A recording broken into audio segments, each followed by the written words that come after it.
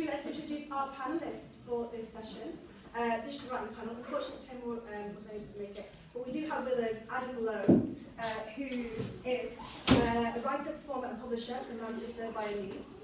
We've got Samira Solani, who's come all the way from London, who's a writer and journalist with focus on politics and development of East and Horn Africa.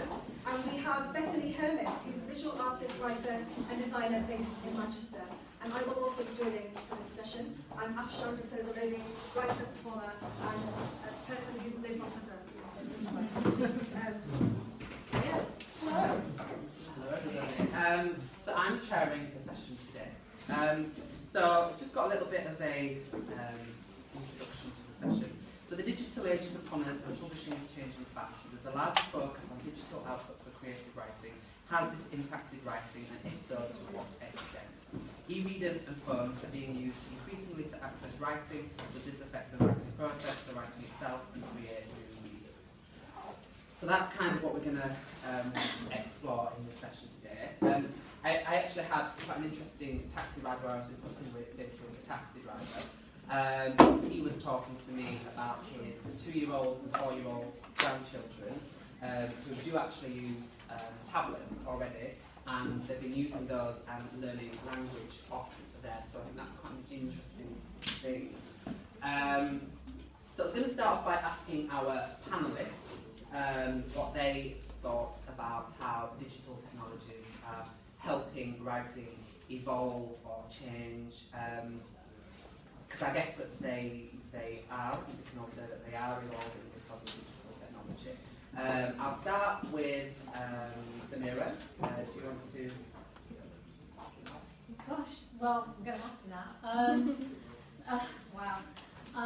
You know, when I got the email about this discussion and I really thought about it, the first thing that came to mind for me was BuzzFeed and that kind of quick, listy, short thing that everyone seems to love reading while on the tube to work or anything.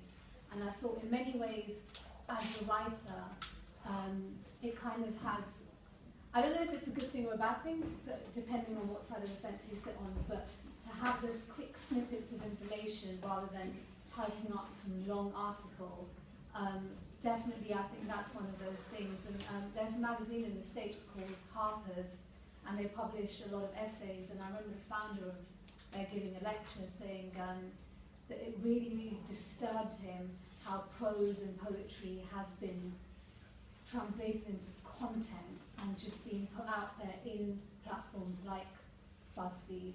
But I definitely, for me, I think, be it good or bad, the digital age in terms of writing has meant that we can get away with shorter sentences, using the, for instead of for, and BFFs and all the abbreviations and everything.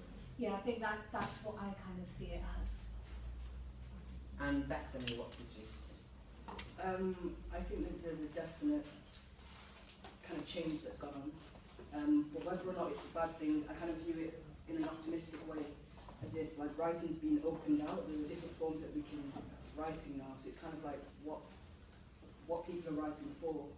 I agree with you about things like BuzzFeed and quick snippets of information just being readily available. But at the same time, because I also come from a design background and things like programming and coding and things like that, the children do learn that in school now. It's important to learn any sort of language, but that in itself rips open, I think, what writing can then be, like creative writing definitely. In terms of, say for example, when the Kindle came out, I was horrified, but at the same time kind of intrigued. I was like, do I get one or do I not? And then I ended up getting one this year. And I kept thinking there's so much more that we could have done with it. Like, why did it have to replicate a book almost? So I think technology is definitely advances, but whether or not we as creative writers are going to keep up with the technology itself is another interesting question. Yeah, I think e-books are an interesting topic, and I think we'll definitely go into e-books shortly, so we can have a whole discussion around those, because there are sort of enhanced e-books where you can play music and they've got pictures that pop out of them and things like that, and I think that does change the writing experience. I was going to also pick on Afshan.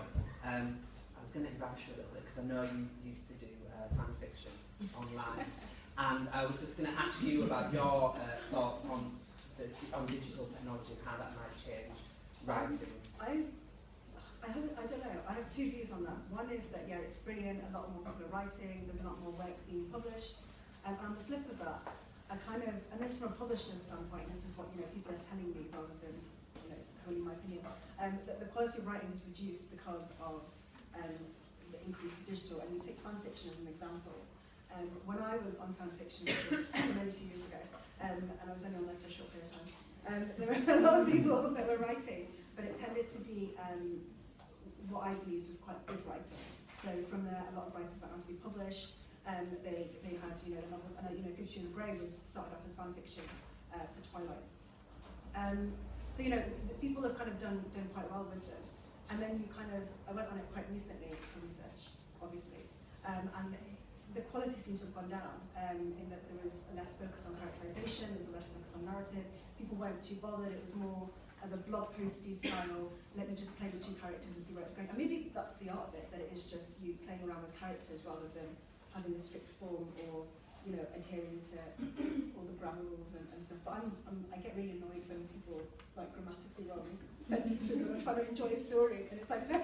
Do you think that's potentially because of the rising profile of fan fiction and the popularity that has meant that now more people are aware of it, so everyone's just thinking, oh, I want to do that, and maybe I'll get this book and get a book. I think it's the rising profile of digital writing in general. Everyone, hands up if you've got an e-reader or a phone or a tablet that you read on. Okay, quite a lot of you. Hands up if you still, keep your hands up. Hands up if you still buy books. Okay. So you see, it's not changing in that respect. We're still kind of going for physical books, but why is that? Why have we not just changed? And I think, because digital is increasing, you've got a lot of people writing, so people are now saying Twitter is a thing. Facebook posts are a thing now as well. I don't know if you guys have opinions on Insta poetry and Twitter and stuff. I think it's amazing, again, that I'm on this panel, because I'm actually a little bit of literally a hermit when it comes to it as well. It's kind of, it's good to put yourself out there, but I kind of find writing something I like to share with others, to get people's opinions sometimes, or it's something I'm doing just constantly. And then there's this whole other side when the community is massive and it's really good to interact with so many other people. Things like Insta, I like that when I see other people's stuff, and I'm not myself. Yeah, I'm a lurker sometimes. I lurk on social media sites, so I think they're good as well. I think for me, considering I do read a lot of poetry, it's a good thing because also it gives people that may not get the opportunity to get their work published, to get their stuff out there. A lot of the poets that I've reviewed have come through the internet, like that's where they started on Tumblr and stuff. So I think it's a good thing in terms of giving people opportunities. But I do agree, I don't do much fan fiction, but what I have seen of it is, some of it is quite taxing to read, and you're like, okay, but hey man, okay. I think there's definitely been a kind of a democratisation of the kind of the means of production, as it were, for writing. So I think things like Twitter and Facebook and blogs, they mean that everybody can potentially have an audience, but what you find is that because there's so many voices out there, that actually they drown each other out, so it actually becomes much harder to find quality. And I think perhaps maybe that's one of the reasons why people are returning back to print books again. Going back briefly back to ebooks, one of the interesting things was that everybody was raving about this ebook revolution and how everyone was going to stop printing books. And to be fair, I was always quite cynical, and I thought, how much of this is actually just the Amazon publicity machine? Because they don't have to tell people, how many sales are actually making. And yeah, they might be selling 20 million books, but is that 20 million books from 20 million authors, in which case they're selling one book per author, or is it that there's only 10 people that are selling 2 million each? And there's not that transparency there. So I think a lot of that is to do with PR, and what we're finding is that it's kind of evened off. As people have bought e-readers, everybody's kind of got one now, or everybody who wanted one has kind of got one. And people are actually going back to buying print again, which suggests that they're only really using the e-book for certain things, like if they don't want to carry 50 books with them on holiday, then they can just put them on their e-reader and do it that way. but I think a lot of people still prefer to read print, and I think part of that is because we've democratised everything so much, or that's in theory what we've done, but we've actually created so much sound, so much noise, that people are actually returning back to the gatekeepers to try and find some measure of quality control, because actually that can be quite difficult. It can be difficult to find really, really, really good stuff without somebody signposting you, and I think people still rely on good reviews and a publisher that they respect or friends' recommendations in order to find things. Ash, what do you think? There's definitely a price difference though between ebooks and physical books. I don't know if anyone else has found this, but I recently found an ebook for 20 quid, and I was like, I'm not paying £20 for an ebook. It just feels wrong. I'm not. There's no paper. Where's the printing? You know, at least £20 for a printed hardback is like, okay, it costs, to get the pages out. I don't know. Would you pay £20 for an ebook? Speaking as a publisher, I would say that an ebook should really cost the same as the print book minus the print costs, and the print cost is only a fifth of the actual cover price. So for a £20 book, then you expect it to be 16 quid as an ebook, because otherwise you're massively reducing your overheads and you're devaluing literature. That's what I would argue, but I would say that because there's so many ebooks out there, there's been this kind of problem of free ebooks or 99p ebooks from self-published authors, usually on Amazon. And there's such a glut of these books that we now don't value ebooks. So ebooks, everybody expects them to be free, and also I think that sometimes that's part of the problem of digital products, is that as a culture, as a society, we don't value digital. We just think we should have it for free because it's not a tangible thing that you can own and you can possess in your hand. So people think, I'm just going to rip that MP3 from my favourite, band. They don't think twice about paying for it, but then they wouldn't steal a CD. And I think we've got this weird way that we don't value stuff that's digital, whereas we do value stuff that's print. And maybe that's why publishers are starting to think, well, we don't want to give away all of our books for free in order to compete in ebooks. Maybe we should go back to focusing on print books. And I know some publishers have gone the other way, so they're really making their books really gorgeous and really big and really thick and expensive.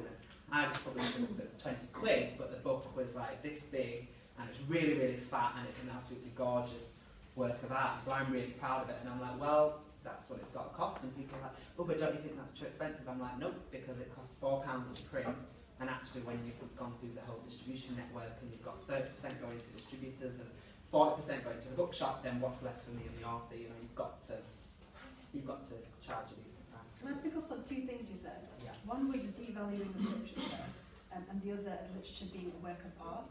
Yeah. Can we just expand on that? On literature being a work of art? Well, I don't think literature always has to be a work of art. I think we can write for lots of different reasons. And sometimes entertainment is enough, although sometimes popular entertainment is still art, depending on who. But I don't think you necessarily have to go into anything with artistic pretensions, and you might just decide, well, I'm just going to write just because I want to write. But I think that we should respect the craft of writing, just because it is something that takes time to do well and to learn how to do. And writers have never earned a particularly high amount of money anyway from what they do. And I think there's a danger of, if we devalue literature and just give it away for free, then it's even harder for us to get paid as artists. And then that means that the only people who will be writing, people who are independently wealthy, or, that's why people like Rupert Murdoch own like massive big publishing empires, because the sort of rich white men who can afford to have a publishing company as a hobby can afford to do that, because it doesn't matter that it doesn't make any money. They can do it as a hobby if they want to. That's kind of what I think. What was it that was sorry? It was about it should be a work of art and different from. I guess it's sort of related, aren't they, about devaluing literature and it should be a work of art. Yeah. So and it is work, and I think from a perspective of wanting to get paid and wanting to be able to eat, if we don't value literature and we don't value stories, and we just assume that because people enjoy writing, that it should somehow be free, which don't do it for their love, then writers are never going to get paid, and then it would mean perversely that actually only the people who do it as a hobby who don't really spend any time at their craft would be able to continue to do it, rather than people who want to focus on it really as a job. I still think like the digital industry is weighted against PME, because you have weighted against non-English or non-European languages. So if you want to publish an ebook that's not in English, it's really difficult to do. Yeah. I don't know if you've got experience, but we tried publishing one in Farsi. I don't know if she was there. We tried putting it on Amazon, and they were like, "Well, you can't because it's not in Chinese, it's not in English, or in the European languages." And I'm like, "Well, how do we do that?" And printing seems easier because I don't know, you just need a different printing press. I'm guessing. I don't really know how printing presses work, but I don't know. I feel like it's something that we need to talk about, or it's something that, as an industry, we need to talk about how we kind of value English more, even when it comes to digital. Actually, more so when it comes to digital. I don't know if you've got any experience with that, Sarah. Well, I do the social media for Writers of Colour. You may not have heard of them. And when we've had discussions, or we've read articles, or had our writers write pieces about translation and non-English texts, I just don't think they're valued. I just, when you were talking about the printing press, I think once upon a time that would have been difficult to have a book published in this country in another language. But I think it's a huge issue. I think across the board in publishing, the BME thing is still a problem. But I'm in fact now thinking about it. I don't own a Kindle and all that jazz. I need a book in my hand, but my sister does, and I've never seen non-English books on there. It's never even crossed my mind that there would be, because it's just not the thing really, is it? But then on the flip of that, you've got like British writers like JJ, Sienna. Sienna, I don't know if anyone knows Sienna Bangora, but she released her debut collection, was it a couple of months ago? It wasn't that long ago. And she became Amazon's bestseller in the women's poetry section, which is amazing. She self-published that and said, screw you to the publishing industry. But I would also say she's done a lot of self-promotion on Twitter. Like, she really gave it her all to get that stuff out there. I know in that show Scandal, there's something about you have to work 5 times harder than your average, white writer. And Sienna was like on Twitter 24/7 pushing that. And I think it's a beautiful piece of work, beautiful. But I do think that played a part. So moving away from this whole like publisher does the marketing and the person. I don't know. You work at Peopletree as well, and you are we moving away from like the actual author? We're moving to the author having to market themselves. Oh yeah, absolutely. I think authors are being called upon to market themselves, and one of the things I look for as a publisher is the writer going to be willing to join in on that process, because a lot of writers just think that they can write a book and then sit at home and do nothing. But those are the authors whose books sell 0 copies. Like literally they will sell 0 copies. The last book that I just published, the one that I mentioned, that was 20 quid. She sold 300 copies before the book had even been published, because she just went and did like book readings everywhere. And actually for a small press, that can be, your annual sales might only total 300. Like that's 300, 400 is actually a good number of sales for a small press. And she'd done that before the book had even come out, because she was willing to go and do readings everywhere. She's done about 7 or 8 readings already now. We've reprinted the book 4 times. So that goes, and then I've got other authors whose books might be 1,000,000 times better, but they won't do anything. And some of them will do stuff on Twitter, but actually it's too easy to ignore just Twitter. There's that many authors on there promoting themselves on Twitter. It's really easy to just kind of think, oh, I can't listen to that. There's no filter. So the authors that don't do actual in-person promotion of themselves and don't appear at events and don't speak and don't do readings, you do notice a massive big difference in book sales. And I think that there are people who sell really, really well on Amazon as self-published writers who just use Twitter. But they're notable because they are the exception.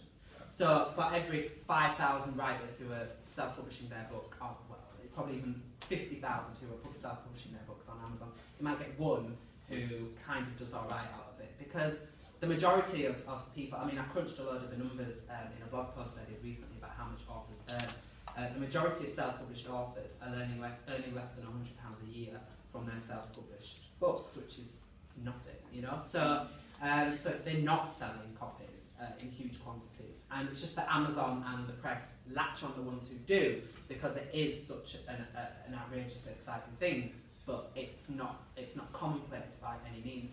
And going back to the thing of Sienna spending loads of time on Twitter, that means you can't have a day job, you can't have children, you can't actually write any more, you can't write any more books because you've got to spend your whole day on Twitter promoting yourself. And you've also got to know how Twitter works, because it's not just enough to say, buy my book, 99p, buy my book, because people really quickly switch off to that. You need to think about it in a targeted way, and that becomes a job in itself. And how many writers actually want to be publicists? That's what I think. I think asking a writer to do a reading or to appear at things and to engage in the marketing with a publisher is very different to saying you've got to go on Twitter and sell 1,000 copies of your book all on your own, which is what self-published writers have to do. Well, Sienna did a lot of readings as well, but to me it did look like so much of it was her doing it kind of on her own with the network that support her.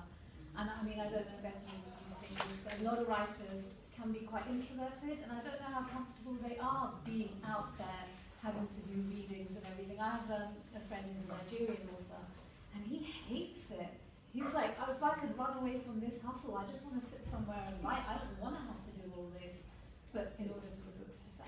Yeah, you've got to. It's like pushing yourself out of comfort zones and just doing the tasks that it requires really to get your work out there. Like, because I also freelance as an illustrator as well. Basically, I freelance. It's like going out and trying to find work and waiting for people to get in touch. But it's like you've got to be very proactive with it. And it's that comes with, you can't just be a writer on your own in an isolated way, because you don't get people to read your work. But being introverted shouldn't shut you off from this either. Like you said before, it's very noisy online. I think that's what, it's just very noisy. And I prefer to go to the things that I've already chosen to go to, or things that are being recommended, or... That's it. You don't just look on Twitter thinking, what shall I do with my life today? And see what's been pouring out and think, oh, I'll do all of those 100 things that we fired at it. You've got to have some self-control, otherwise I wouldn't do that as well. So it's like, I've got to just kind of pick out where I'm going and what's going on. Because you can lose your day, that's what I mean, you don't do the actual work that's required. So it takes a lot of balancing. But, and people always think that I'm really active on social media, but I'm a lot less active than I used to be. Because I just think, if I'm spending all my time on social media, outside of my job, then when am I going to have time to do it? So actually the only times I am on social media now is when I'm doing it for my job, when I've got specific days for people to refresh and I need to do their social media stuff, and that's when I go on, and then people will notice that I'm not on there for the rest of the week. Because that's the only way really you can have a life, is to sometimes pull out of all of that. I think you can draw away from it. How many people here have a Twitter account? Oh wow, you should go follow us. Follow up. I'll find you. How many of you have a Facebook account? And how many of you are writers that have a Facebook and Twitter account and use it to publicise your work? Interesting. Okay. That's all. That's it. Sorry, just wanted to find out. I completely get that whole, you have to be a writer and a publicist at the same time. And sometimes it's really difficult trying to push writers in. When I work for smaller presses and doing stuff, it's like, just go and do the reading, just go. And they're like, yeah, but I just want to turn up and people, like, expect there to be 100 people there. It's like, that's not how it works. You can't just turn up to an event and there'll be like people queuing for your book if you've done, if you've not engaged with them. You have to tell your friends, you have to tell your families, you have to not give your books away for free to people that you met down the street. Yeah. and there is a thing. I'll come to you in a second. There is a thing of, yes, we might not want to go out into the world and do these readings, but every author has to also expect that you might go to book reading when no one turns up. And that is the scariest thing in the world, but it happens to every single writer at one point in their life. And you just have to do that as a One of the baptism of best fire. things is doing a reading when there's only 5 people in the room. Yeah. Because you can really engage with them. And you know that those 5 people will definitely buy your book because they feel sorry for you. But they'll also go away and talk Yeah, they'll tell their friends as well. Yeah. And their friends will be like, oh, you're one of 5, let's find out whose book it was. And that is like, publicity is good publicity. So don't shy away from it. Those 5 people, one of them might be a billionaire who will fund your next project. And if he does, then you need to get him in touch with me. So it was kind of what you were saying before.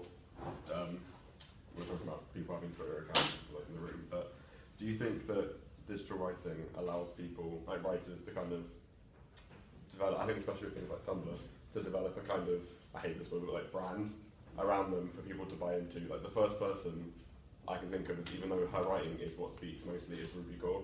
Her Tumblr, yeah, it just, whenever I think of Ruby Kaur, I think of the photos she puts on Tumblr, the images she puts with her writing. I think a lot of the attraction for people like Ruby is the brand that she's developed around her writing, and I think that's part of her success. Like she has a book out, Milk and Honey. The same, not just with Ruby, but to use this example again, 50 Shades of Grey. She started off as fan fiction, she built her brand on there. People were so excited to get the next bit out that they were emailing her, asking her, commenting, please get the next bit out, please get the next bit out. So when she published it as a book, of course there were like millions of people that wanted to read it, because she had people already on fan fiction. Ruby Kaur funded her book, right, through her Tumblr stuff and through fans. That's how you do it. You've got to build a brand image. And we're not just writers anymore. We're, this whole publicist, this product that needs to be sold. I don't know, I feel like we're moving away from that whole idea of literature being this, maybe it's a good thing, this sacred sort of, I don't say I quite like it. I think it's not the sense that it removes anything from literature at all, but it makes, well, this is my own opinion, but it kind of makes you more adaptable, and it makes you like take on different skill sets, and it just makes you able to take the challenges that come. So it's almost like, I have got to step up here, but I find it quite, it's challenging, it's not easy, but it makes the whole writing experience worth grafting for. I don't know, it's shouldn't be supporting the struggle really, but it's kind of like... You're a writer as well though, right? Yeah, so yeah. How do you... But my writing tends to be, like, I do poetry and story strips, like graphic novels and different forms of writing really. But in terms of like putting that out there, at the moment I'm concentrating on design and comics, and the writing falls into it. And because we do like bookmaking or magazines, the graphics and stuff, so we're doing DIY printmaking at the moment, and just pushing collectives of writing out there for people to purchase and to buy. But instead of like waiting for something to happen, it's just let's do it, we've got all the equipment, let's go. But that has taken a while to do. So, I mean, it might seem like I'm just on the ball now, but that's been a build-up. So accepting that I've got to skill up in different areas, and then you're able to just, you're kind of independent, welcoming other people to help you as well, but knowing that, yeah. The multi-skilling is something that I definitely hear. What's the question here? I was just, it's for you, Adam, really, but others are welcome to chip in as well if they've got a different perspective. Obviously, you know about the self-promotion thing.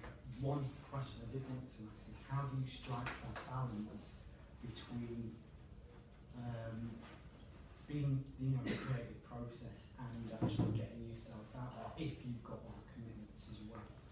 And that is the hard thing. I mean, there are lots of cheats that you can do. So you can, for example, connect your Twitter and your Facebook and your blog together so that when you post on one, it posts on all the others, which is the first thing I tell everybody to do, because it means that you're reaching more people in multiple ways. But I think you should try and be a little bit creative with it. So as Alex was saying, the idea of building up a brand, so using images that might tell people something about you as a writer or you as an artist. Putting those on a Tumblr page, for example, would give people a good idea of what you're doing. You could actually use it in the creative process itself. But it needs to feel like something that's not so much a chore. It needs to be something that you want to do, I guess. And not everybody's good at doing that. And if you're not good at doing that, then I would say it is a valuable skill to do, but I wouldn't say kill yourself by spending 4 hours every day on Twitter and Facebook, because if you don't know what you're doing, that can also cause more harm than good. I think it needs to stem from what you're naturally doing and the conversations that you might have with your audience. And I think just constantly telling people, here's my book, buy it for this price, that's not the kind of stuff you should be doing. Rather, it should be things like, I read this interesting thing on the internet, and this is what I think about it as a writer, what do you think about it? And engaging with people in conversations, rather than speaking at people, speaking with people. One of the best we are social creatures anyway, so that's easier to do, I think. One of the best things that I've found in the past couple of years is Hootsuite and TweetDeck. If you're a writer and you're struggling with working in kids and everything that life is, then I suggest getting that, because it's one of the things that it's a bit more. I guess it's difficult because you can't really put everything on there. because like Adam says, it's about engaging with people, not just sort of talking at them. But in terms of like important key things that you remember, so you've got some sort of content coming out at least once a day or 3 times a day. There's a statistic that Pete, my boss at Cultureword, who always tells me is you need to tell people at least 3 times about an event on social media for them to actually even think, remember that there's an event going on. So that's 3 times that you've got to try and get through different forms of social media. So it might be Facebook, Twitter, Instagram, Tumblr, Pinterest. I don't know if you could do something Pinterest, but there's various different things. And also, it's interesting that people don't always engage with the things about your actual work. One of our most popular tweets this week at People Tree, I'll come to some of the questions in a minute, was we accidentally got a phone call from DPD saying, we've got some frozen horse semen, when did you want us to deliver it? And we tweeted that, and then that went all over the internet. Whereas actually you post about a new book that's come out, and you might not get anybody responding to it. So sometimes those unusual things that give a bit of personality or that have a bit of humour to them can actually be the things that people leap on. So it's not always about selling yourself directly, but it's about creating awareness of who you are and reminding people that you are there. So I'll go over here to Christine. Yeah, I just want to touch again on, you're speaking about Ruby Ford, who her journey was amazing because obviously, she was a Instagram poet and then picked up by publishers, etc. And it's been really good. But in terms of how seriously are we actually, when I say we, I mean in terms of people of colour, so people like Ruby, people like Sienna Bangura, who have put so much into their work, but how seriously are we taken in terms of like the literature world at large? I mean, when you read some of the reviews on, the sort of Guardian sort of sites, etc., it's still the same kind of role. These are just Instagram poets and they're just blogging, etc. It's not taken as a raw form of literature. So how do we bridge that gap and how do we get to that point where we're like, well, this is actually a new form of writing, or this is something new and it's actually should be taken very seriously, particularly because of the subjects that's in their writing. I think it goes back to writing, right? What is your reason for writing? If your reason for writing is you want to be, some millions, then maybe you need to rethink the whole idea because it might not work.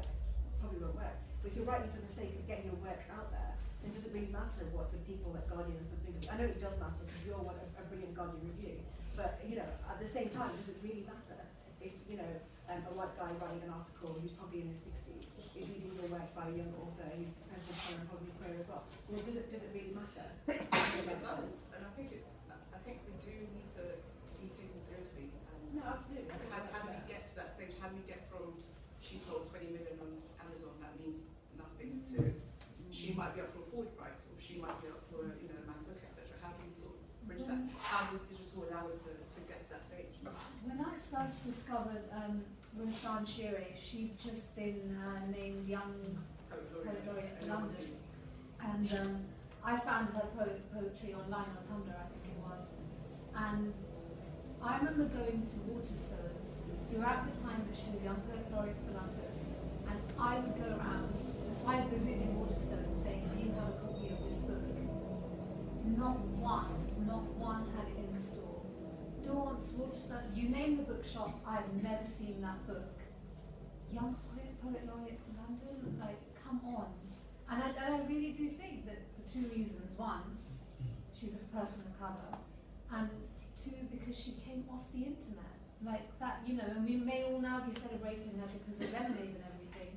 I'm still looking for that book in the bookshops. Yeah, and her publishers wrote a response because after that happened with Lemonade, everyone wanted a copy. Bookshops wanted a copy, and they were like, we sent you copies.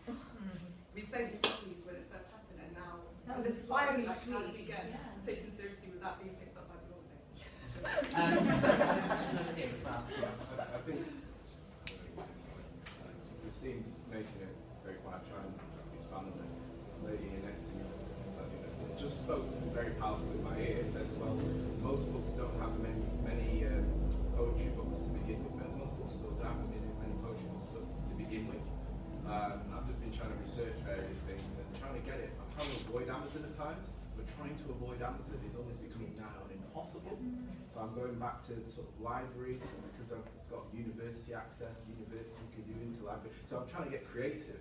But a couple of things, I'm a professional in technology, and a couple of things come to mind. One is, has anybody thought about how there could be an alternative book selling process, perhaps with a number of small presses coming together, So could we actually build a platform that can support that? Because ultimately, what Amazon does is they provide a platform for books. There is already that alternative. There is already that alternative, but perhaps how to get it to critical mass. So beyond people like us who are in this room talking about writing all day, the ordinary people have some information about it. And the second point I want to raise was about one of the others I've met here today about if you're not already published and you don't have a vehicle to how to get forward, you put things out because nothing's happening, put things out on Facebook. If you want to actually get some traction with a script, where do you go? What do you do? What's your first thing? For me, it's self-publishing. I'm a theatre maker from what I do as my write plays.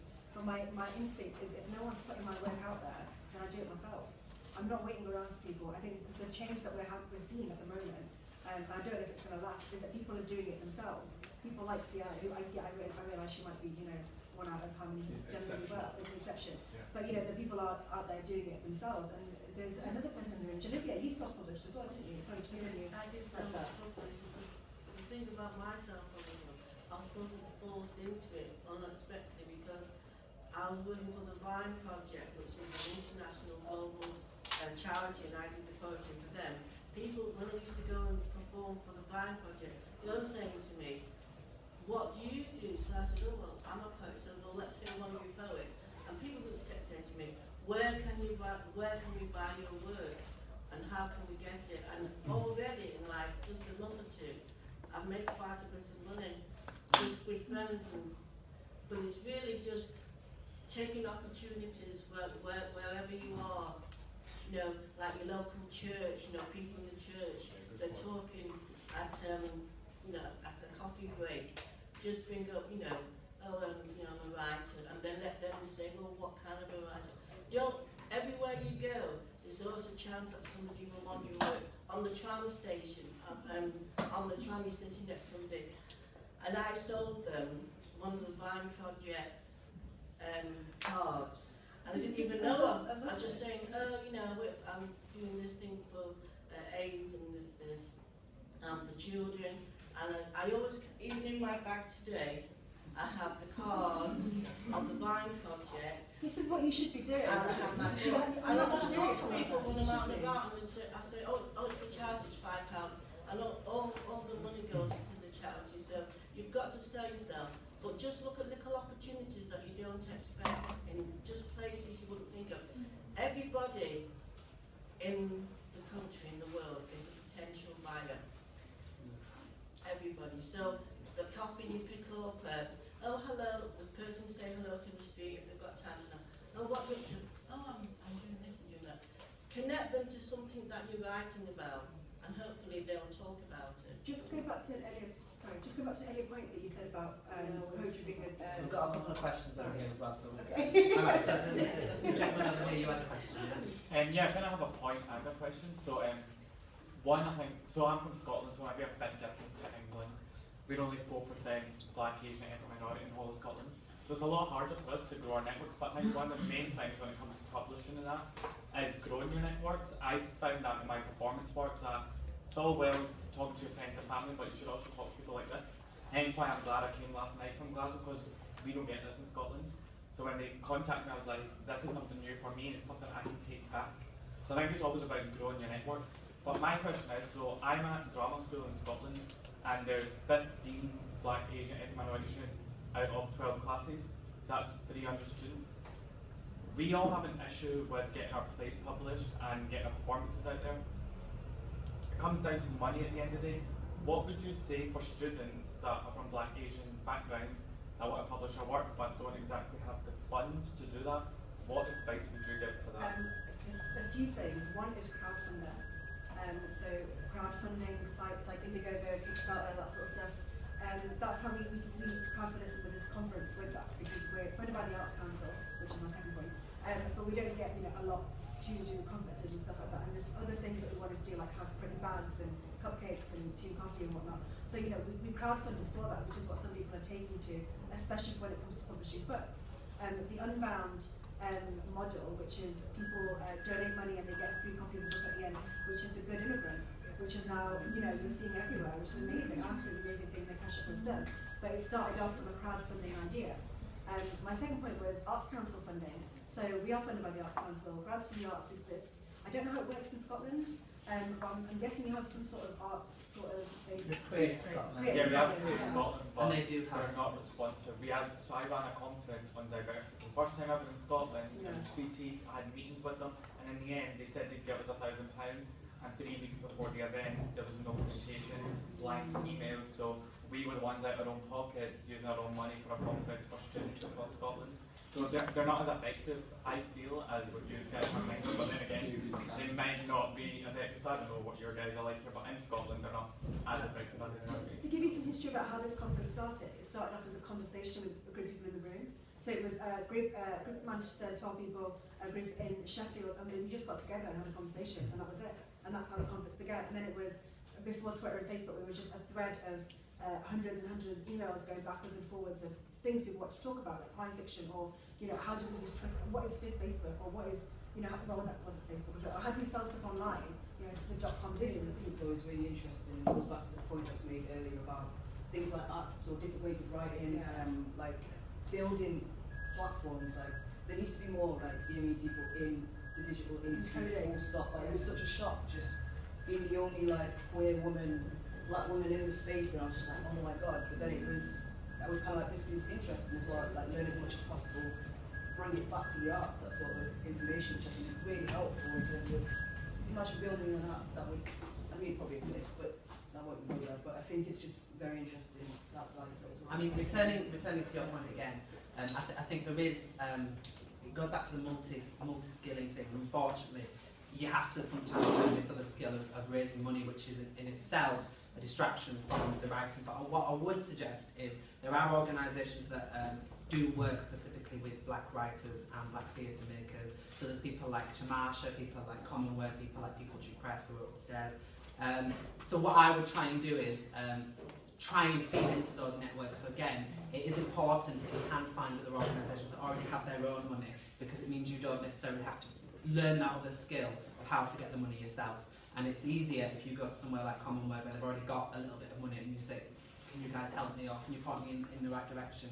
So I think it is valuable to have things like this, because we can all come together, and instead of everybody having to do the groundwork all over again every single time, if we all link in together and all help each other, then that makes it easier for everybody involved to kind of find those things, I think. And we've got a question at the back as well. Yeah.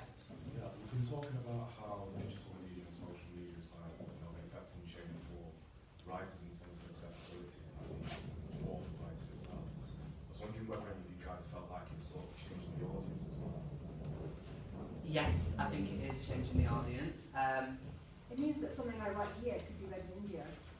Something that I write on Facebook and Twitter is sometimes retweeted by people in different countries when it is retweeted. So you've got a reach now. But also different people are reading. So going back to the taxi driver that I had this morning, and he was talking about his grandchildren who are 2 and 4 using the tablet. They were reading things on there, and the 4-year-old was teaching the 2-year-old her keywords and things. I think because apps and technology mean that we can make the reading experience, we can change the reading experience so that it's not just looking at a page and reading. That can be really, that can have a huge impact for people, for example, who might not be able to read traditionally, or who are not interested in reading traditionally. And so it means that you're bringing in people who engage with text in different ways. So some of the enhanced ebooks have, as I say, music coming out of them, pictures and things, and that's a different experience to just looking at a page and reading blankly. So I think that would attract different people who maybe are more interested in games or visual things, rather than people who are... It just widens the scope. It does, yeah, it widens the scope. This is just a suggestion. There is artsjobs.co.uk, which is actually, it's supported by the Arts Council in England, but you don't have to be in England to look at it or use it, because loads of people just advertise things that are, you can select like paid or unpaid. So sometimes it's publishing opportunity, sometimes it's theatres looking for writers, sometimes it's actual paid jobs. But it's really, really useful because it's so, I mean, it's a bit unwieldy because you get loads of stuff, but you can go just look in Yorkshire, just look in Midlands, just look in, so you can look at all of it by literature or theatre or something, or you can look at it by sort of region. And I think it's just a tool And there are other listings places where you can go and you can find funding. You do have to sometimes do some digging, but actually there are. People are more likely to fund something that looks successful. So if you're looking for money, you're looking for funding for a particular group, for example, try and get people to just meet naturally and meet. And you know, if it's 12 people in a back room in someone's living room or in a coffee shop, try and get them to meet. And once you've got a model, you've then got proof of, you know, I've been going on for this has been going on for like 6 months now. We've got 20 people turning up. We'd like X amount of money so that we can make it bigger and do it, you know, slightly bigger or in a slightly nicer venue or do more in-depth talking. And you've just got to take it from there. But until they see something, funders now are very unlikely to actually give you anything until you've got, I don't know, you've got more experience with funding applications and stuff as well. Yeah, because one of the things is risk.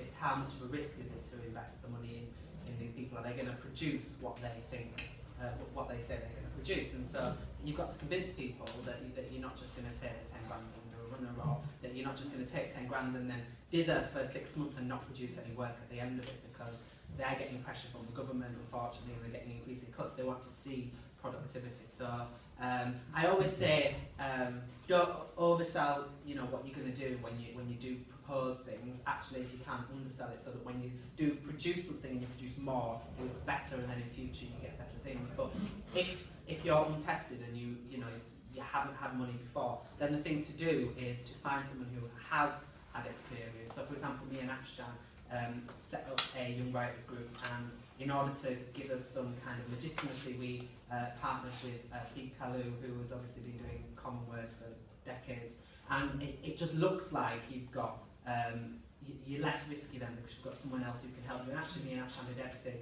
pretty much ourselves, but having that extra person there who can say, I've got this experience, I'm on hand if anything goes wrong, is massively useful. Yeah, question to back there. It was more of a comment really about the kind of readers and the writers who engage through digital. So in my work, I work in Newcastle and run a project called Cultureword City, and we're working with a school there with young people in quite a deprived area of Newcastle, and many of whom English isn't their first, second or even third language.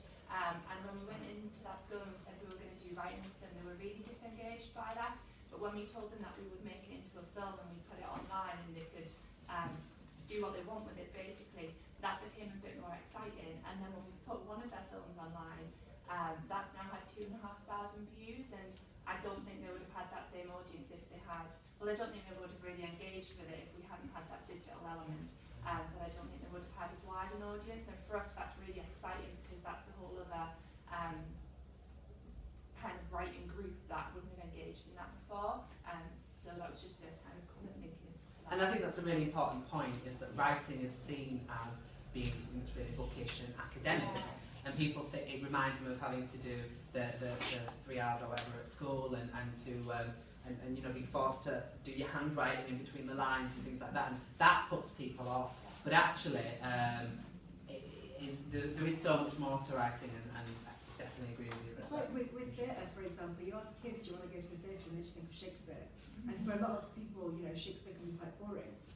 So why would you want to go? You don't want to. You don't want to go see a play, because plays are, you know, usually older white people on stage telling you a story that's got nothing to do with you. And I think that what the digital does, it allows you to hear stories from different places. So now you've got Tallow has done the King Lear. They're now doing it online and film screening it online for free and stuff. So you know, you've got more of an audience there. People can see black people playing out Shakespeare, in a theatre setting. So you've already changed what theatre means to young people. I think that's what we have to do with writing. Writing still is, I don't know what books you read when you were a kid, but it was mainly like we were forced, my mum was throwing them back, it was like Jane Eyre. Yeah. And you know, it was like, this woman's got nothing to do with me. She's nothing like me at all. You know, it's difficult to read, it's hard words, it's like, why am I going to spend time reading this when I can read something else? So it's about changing that perception, I guess, as well. We have a question at the back there. Yeah, you mentioned we've got artsjob.co.uk, but what were the other two that you particularly mentioned? I was talking about crowdfunding sites. You mentioned crowdfunding, Kickstarter, Indiegogo. And did you mention a cultural centre that you got some money from? Oh, Cultureword. So the common word, Cultureword, that's us. So we run, we're right and built the organisation. But if you were looking for match funding, or you wanted someone to help you take you through the process of an arts application, for example, a Grants for the Arts bid, or you were looking for some other arts application, we could help with Grants that. for the arts. Grants for the Arts, yeah. Grants for the Arts is the Arts Council one. Yeah, So you can apply, I think it's usually up to 12 or 15,000? 15. 15 for the first one, and then above that is a separate form. But like I said, you go to most arts organisations and they'll have usually got aid funding from somewhere. So either we're a national portfolio organisation, or you can get grants for the arts, which is sort of project based.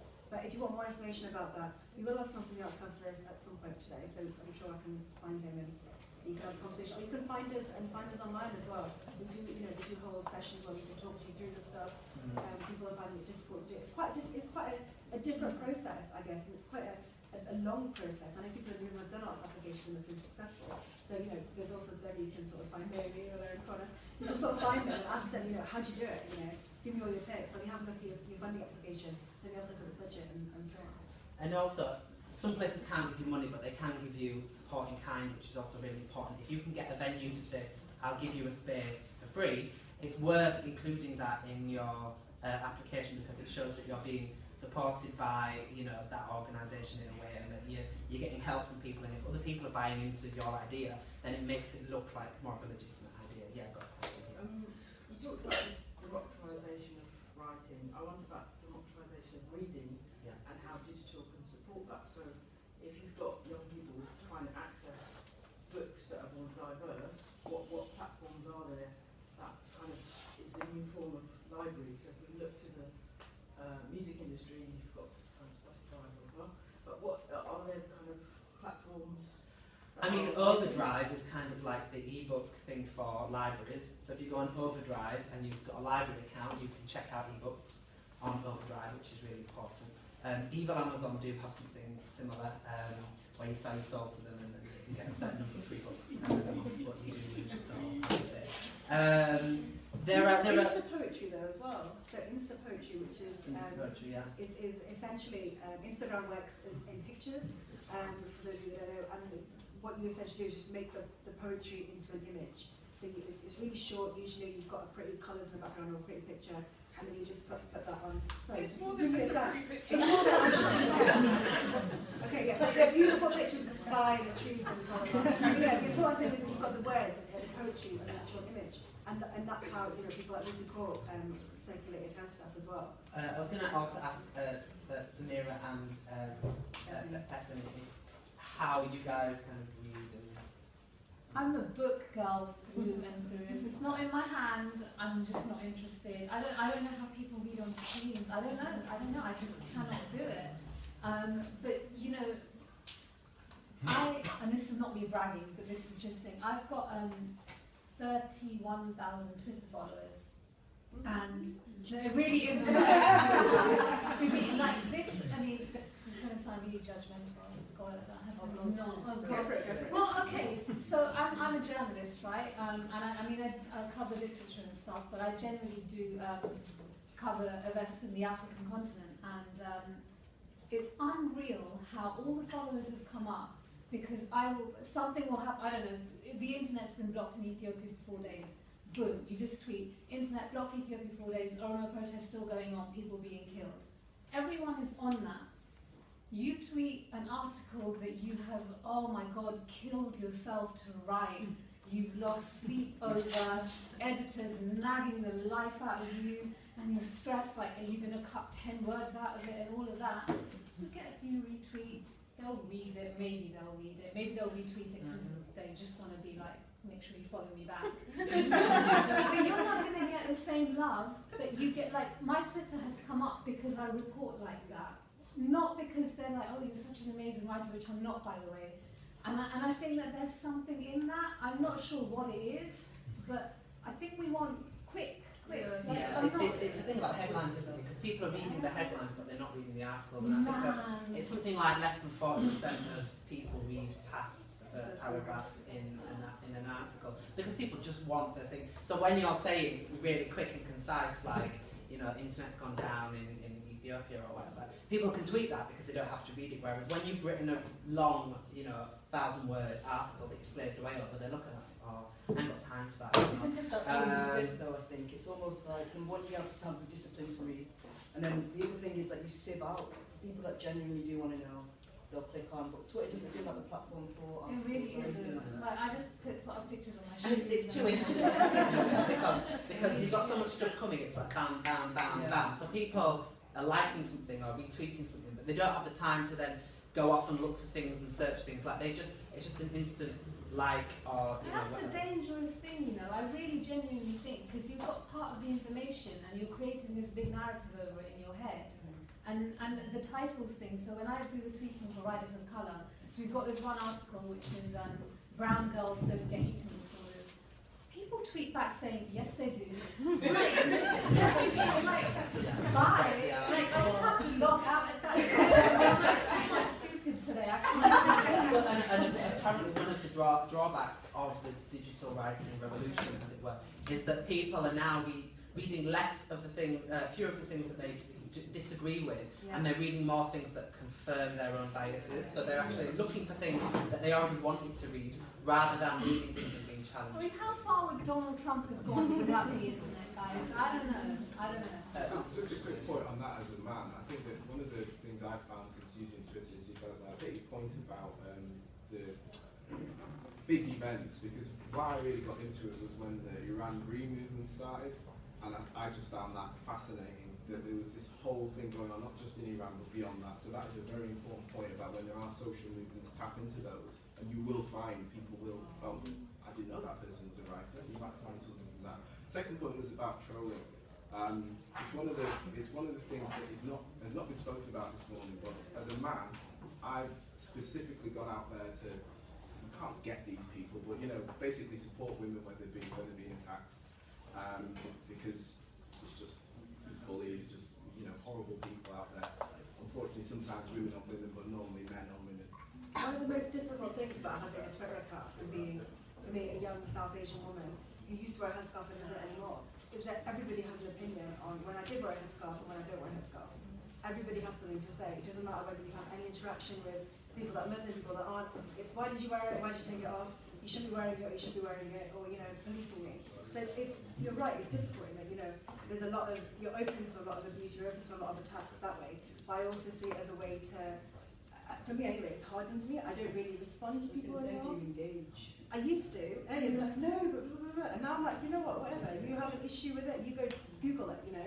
There's been sometimes actually I've sent them Google links for, someone was saying that reverse racism, something about reverse racism, or I can't remember what it was, or sexism or something. So I just sent them a Google definition of what sexism or racism was and left it to that because I just didn't want to engage. And you know, I spent a lot of my life helping people understand and telling people and teaching people, but that's not my job. My job is a writer. And well, you know, aside from everything else I do, you know, it's not really, you know, to sit and educate people all the time. And I find it that my job has become that, as well as, you know, writing beautiful poetry. You know, of course they're all beautiful.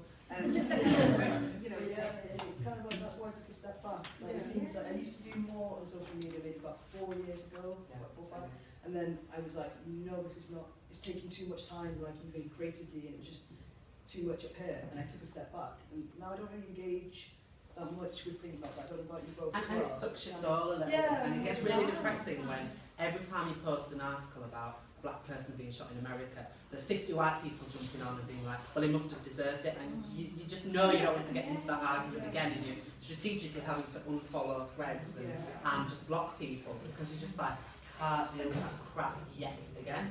And I think that's another reason why I've really withdrawn, because I used to be all over social media all the time, causing all the arguments because I was the one person who stand up and be like, actually, no, you're wrong, you know, you're being a pig or you're being whatever. But now I'm just like, I don't have that energy anymore. It is exhausting. Just a little comment on what you just said. My mum said something to me because I was getting really, really upset. She said, don't wrestle with pigs, baby. You both get dirty, but the pig likes it. It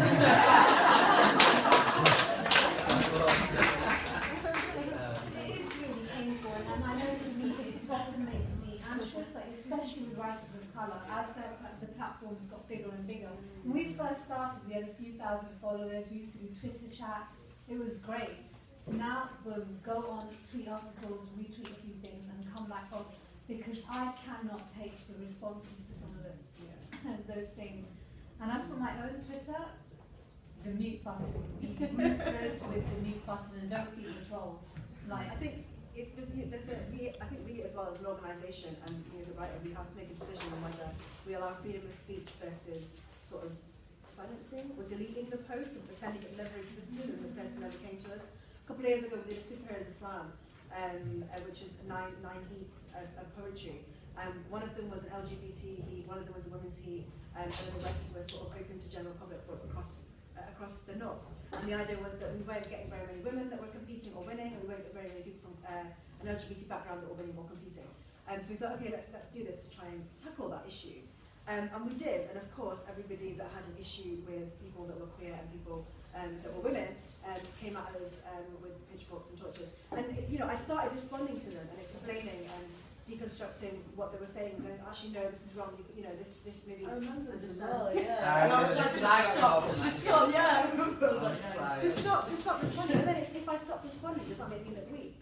Does it make me look like I don't have an argument? Because I have my arguments, they're all like there, I can bring them forward to the fight, but you should just I? take that deep breath though. You don't have time for it. I don't have time for all this, I'm too busy. And the thing is, they will have the same argument for every single time you do that. So, sorry, I had a question here as well. Yeah, I was just asking that you just mentioned about that Farsi Farsi book as well. I am Urdu writer, and we have got an organization which we are running for 6 years called Urdu and Punjabi Writers and Multilingual as well. But we are still finding hard to apply for the funding because we don't know the route. What happens with stuff in other language at the moment in the UK is that you have to find evaluators in that language.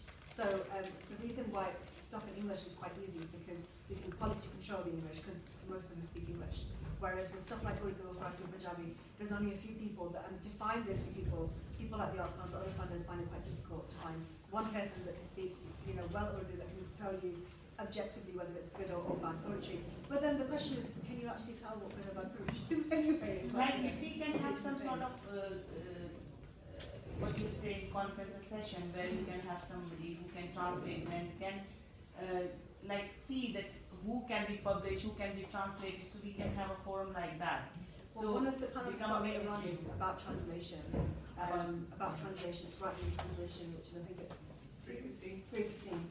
So I've definitely just done that, but it is something that needs to be addressed, the lack of stuff in other languages. I think digital is helping it. It's definitely helping. 2:15, not 15, sorry.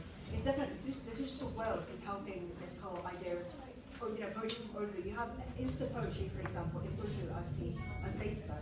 So, I've got family that retweet, that send me stuff on WhatsApp, that, and I can just about read Urdu. I can understand it quite well, but I can't read it very well. And, they'll send me all this stuff, and it's brilliant, because it's like, colourful pictures, and, So, you're moving from this whole, people aren't giving us the money, to, I have a phone, I have a computer, I can type, I'm going to do it myself. Or, I have a phone, she can do design work, Beth can do it for me. You're moving to sort of finding the people that can do it for yourselves because the funding isn't available. You're right, though, there is something that needs to be discussed. Because the setback is that we are not mainstream in our own back home in country because we are living here. Yeah. And we are not mainstream here because, as I said last time there was a poetry reading that I can't write in English because I can't dream in English.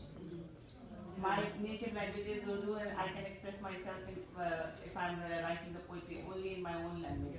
But how to promote that and how to work for that, because I'm here, I'm not in Pakistan. Yeah, I know what you mean. So we need to work on that here. Because there are Shari events that happen throughout the north, particularly. No, I myself do that. I'm running Yorkshire Rugby Forum, and since 6 years we have been doing big events, and we are funding ourselves by ourselves. Like we have got few of the annual members, and we do all the things self-finance. It's a shame that we have to go through that route. Yeah, because it shouldn't be that people have to sort of self-finance their own thing. Yeah, we do. Alright, so we've only got about 10 minutes left, so can we go to Maya at the back? Yeah, so this kind of links into language, but I'm thinking about digital language. Somebody said to me the other day, what are you now? Are you a poet, live literature, or spoken word? And I said, well, I'm none of those. I'm an interactive theatre maker. And I think digital has changed. I would say some of the things that I'm making are not exactly literature anymore. So I just wondered if anybody else was like kind of making work and kind of experiencing that. And when I recently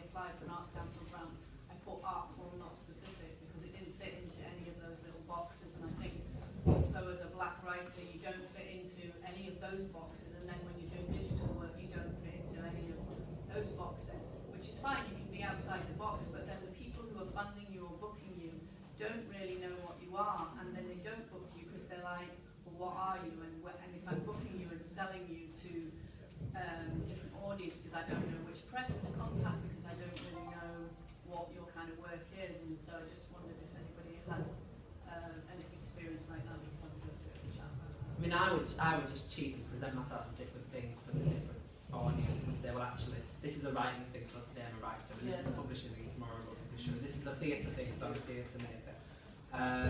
My old business card, on the back of it, we won't talk about the front, on the back of it had a list of about, I think it was like 6 or 7 things that I did, and it was like website designer, ebook creator, writer, performer, blah, blah, blah, and it just went on, and I was like, no, I'm going to take that off now and just have a blank thing so that when I meet someone, I'm like, oh, okay, you want an ebook bit? Oh, yeah, I'm an ebook designer. But just going back to what you were saying about what you call yourself, there's a tendency for the literature world to call BME poets spoken word artists and white poets poets. Performance artists. And it's to do with how they see quality and the differences, or perceived quality anyway. It's got nothing to do with the actual quality of work. But it's to do with, you know, BME poets can't be poets, but they are spoken word artists and performance poets, which I think is quite an interesting distinction that people make.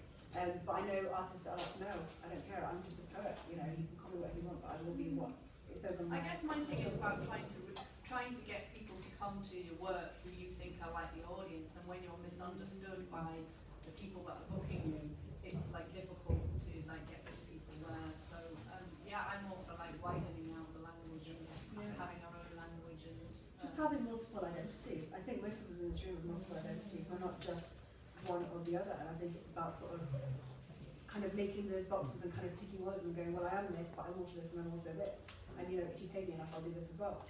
So just about diversifying that language, but also the skill set and kind of knowing what you're doing. So if you are on Twitter and you are pushing yourself and you are designing your own website, then maybe you need to call yourself something slightly different than just a writer. But also, I think Maya's point is that obviously it's if the people who are booking you don't understand that you encompass different things, then that actually makes it harder to get the audience that you need. Yeah. And so in that case, I would say we need to find the people that do get what it is that you're doing to either be the bookers or people that are advocating for you, which is a hard thing. I'm not sure what the answer is for that, really. It's just to try and get more of all of you guys in those spaces. So, you know, apply for the jobs that we're booking, apply for the jobs as publicists, you know, hone that skill in and do it for everybody else, because we need this. Sorry, I was going to also say, like, you're changing the space as well, like it's almost a good thing, almost like cheating to say, well, I'm doing theatre still, even if to then you're not, because you are. It's like maybe it is an installation now, or it's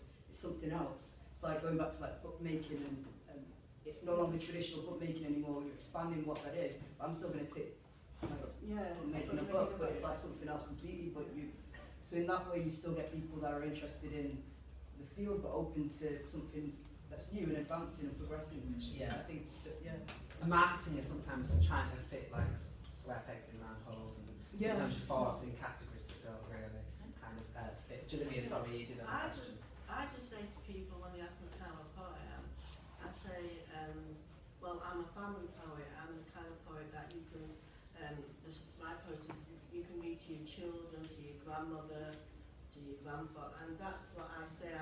And then they say, well, what is your poetry about? And I say, well, it's on a black theme.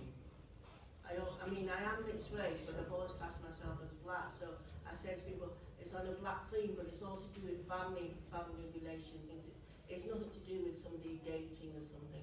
And that seems to attract people to my work for some reason. But I've never thought of myself as spoken word because I never thought I was that good. And so sorry, we had a question over here as well. I was just wondering what your thoughts were on the, I guess, the usefulness of digital in terms of a lot of the conversations that we've had today around the movement of literature towards content. But also, I've also had conversations around how writing and literature and getting people to read stories about people who aren't like themselves increase empathy, because you can put yourself in another person's shoes. However, when you pair that with digital, in terms of what you said about people finding things that confirm their bias already. Does writing in the digital space negate that? If people were only reading the things about that are only reading the things that already confirm their worldview? Because obviously you had Dickens, like when you're doing serialization in the newspaper, everyone's reading it and they don't know what they're going to get and they're going to see another slice of life. But as you know, the AME writers, if you're writing in a digital space, how do you reach beyond your tribe? One of the problems publishing is facing is the fragmentation of the market, because everything's breaking up into kind of these super ultra niche kind of categories. So that is a problem, which is why when stuff goes on TV or whatever, that's like such a big deal when they do a little spotlight on something and it'll get really popular for a while. I'm not sure what the answer is, but I'm going to turn to the rest of my panelists and see if anybody else had any. Sometimes, like someone mentioned earlier about when you're branding yourself, instead of relying on the digital space as a whole, like you yourself are that space. So if you're already promoting yourself and then people decide to check your name out, there is your work. I don't know, like we rely on platforms sometimes instead of doing both things. So as well as you having a place that connects you to other writers and that audience that's only specifically going to come because they're already attached to that brand, you've also got your own name out there and people are attracted to what you're writing, but it takes a long time basically to build that sort of following. People do accidentally discover new things, and that's how you sometimes discover things that you weren't aware of, and that can be quite useful. It's obviously there's no foolproof plan with that though, because you can't just say, well, I'm just going to wait until everybody accidentally discovers me, because that's not how it's going to work. Just to answer as well though, I don't think that it's people aren't reading work that's not like themselves. No, I don't. I'm just okay. I don't think it's that people are only reading work that's like themselves. I think it's that they're more likely to. So you're more likely to follow people with similar interests to yourself and similar beliefs with yourself, because it just makes life easier. You know, I'm not going to follow Donald Trump unless I'm actually interested in trolling him. Or, you know, that's what I do on Twitter. But, you know, or, you know, writing an article about it. But I'm going to follow the people that I believe in, the people that I want to put my faith in, the people that I want to support. So, you know, it goes back to that. But at the same time, people can retweet and can say whatever they want to. And I think sort of defining one person as that one thing is kind of dangerous. I think we're all multifaceted. We've got a lot of different aspects of ourselves. So while I might enjoy one thing about one person, I might not like another thing. So while I may hate Donald Trump, there might be another thing about him that I really enjoy. Just about to run out of time, but we did have one more question over here, sorry. I guess it's just a general statement about the whole idea of being put into certain boxes and things. Like personally, I think it kind of stems from school. I mean, that whole idea of, especially coming from London, like you're this, therefore you can only be this. So I can see why when it comes to filling out certain forms, that it's just kind of hard. So I think maybe it's up to us to kind of put the word out there and say, oh, hey, I might be, I don't know, Asian, but I'm into like death metal, and just kind of just putting that word out there. Yeah, and I think sometimes we have to push against the boxes ourselves, because sometimes there will be this thing where they say, well, you guys tick the BAME box, and that's just going to be, you know, our black artist for the evening is going to be this.